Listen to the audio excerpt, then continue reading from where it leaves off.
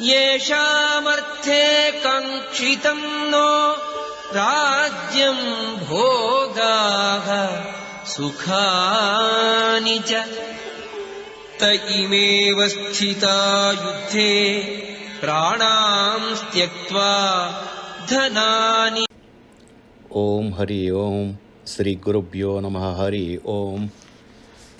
Sri Madh Bhagawath Gita, based on Pujya Sri Bananje Govindacharya's discourse.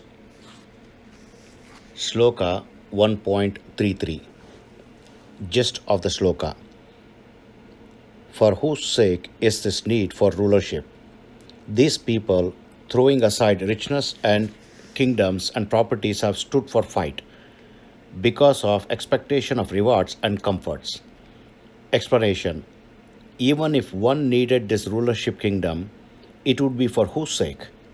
After all, we should be keeping our teachers, senior relatives happy and comfortable. Rather, after killing them, how can we be happy?